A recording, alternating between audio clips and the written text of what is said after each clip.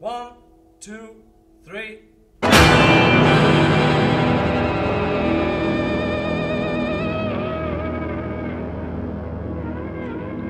you dancing? Are you asking? It's here! It's here! In fact, they are here! Multiple copies, lots of copies of Fab Fools. Real ones I can actually hit myself on the head with. It exists. After over 10 years, Fab Fools is now a reality, and it is thanks to you. I am here to thank you with peace and love and peas and laugh and all the rest of it. It's here with pages and colour photographs and memories and all sorts of facts about the Beatles, the comedy world, the Ruttles and so much else. Monty Python, the Goons, Peter Serafinowicz, of course, the wonderful Kevin Eldon. Thank you, Kevin. It couldn't have happened without you. But I wanted to thank everyone because you have funded the actual book. I should remind you that it's not actually going to be in shops until next April because of something called COVID. But of course, I can't do an author event, which is what normally happens when a book comes out. So this is me just doing a very mini author event just for you wonderful people who have made this book happen. As you know, as a famous man once said, universal sorrow just hits you, bang, once a week these days.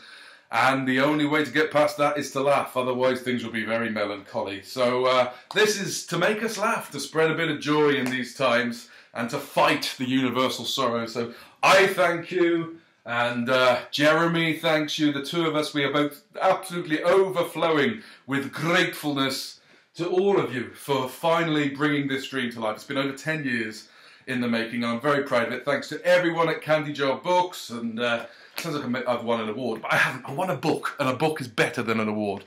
But as a mini author event, I thought it'd be good just to do a reading, and I'm going to literally read you one page out of the book. I wonder what page it should be. Now this would be good actually to do something, a little bit of an actual interview. I carried out as many interviews as I possibly could, and it's very rare these days that you could possibly talk to anyone who has literally performed comedy with the Beatles.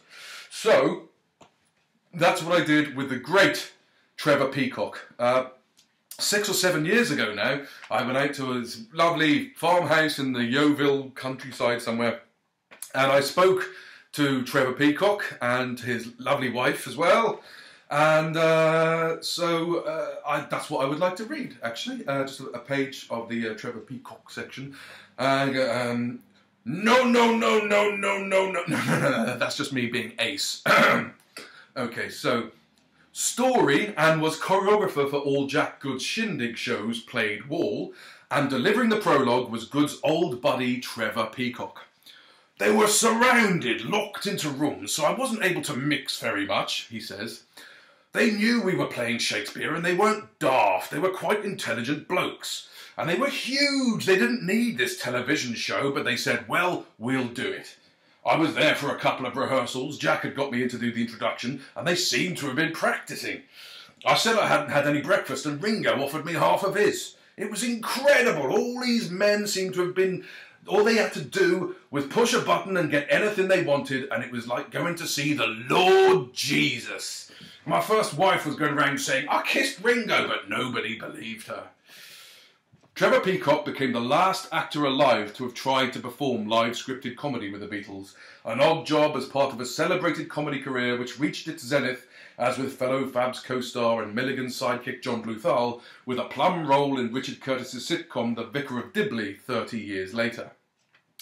McCartney enjoyed the experience enough to name his cat Thisbe in tribute, but Lennon's macho neuroses made this one spot of gender-neutral casting a definite one-off for him, judging by a following US radio interview. Quote, in the show you included some comedy, but you were the only female.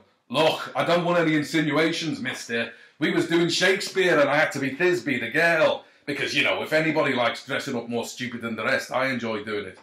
I was asked to do it because they thought, I got a deeper voice, you know, I do the girl bit, you know, so all that bit. Do you like Shakespearean literature generally? As far as I'm concerned, Shakespeare's a drag. So that is page 94 of this book, with the wonderful Trevor Peacock from the world of Spike Milligan and Vicar of Dibley and Vic and Bob and so many other things. One of the many pleasures of putting this book together. But anyway, I can see that newer and bluer meanies are on the horizon.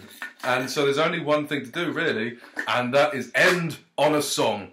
Because the one person I haven't mentioned yet, the one person for whom this book really would not exist without, is the great Neil Innes. So I'm going to end on a short version of a Neil song, written with Vivian Stanshall, a central song to a little film called Magical Mystery Tour.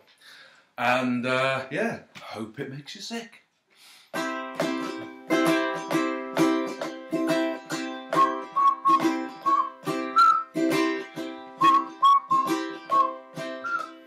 At night, cutie called a cab. Oh, baby, don't do it. Left her east side room so drab. Oh, baby, don't do it. She went out on the town, known to make a lover frown. Death cab the cutie, death cab the cutie. The cab was racing through the night. Oh, baby, don't do it. His eyes in the mirror keep him cutie inside. Oh, baby, don't do it. For he saw cutie, it gave him a thrill. Don't you know that baby kiss can kill? Death cab the cutie, death cab the cutie. Cutie, don't you play with fate, don't leave your lover alone. If you go out on this date, his heart will turn to stone. Bad girl, cutie, what have you done? Oh, baby, don't do it.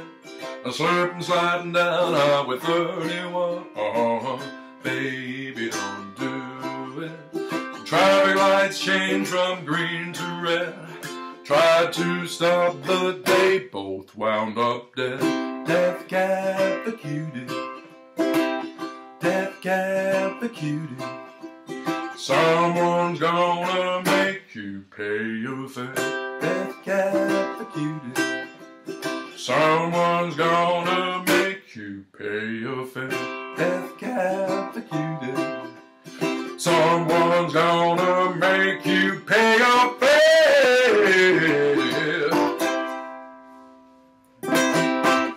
I'd like to thank you on behalf of myself and Candy Jar Books.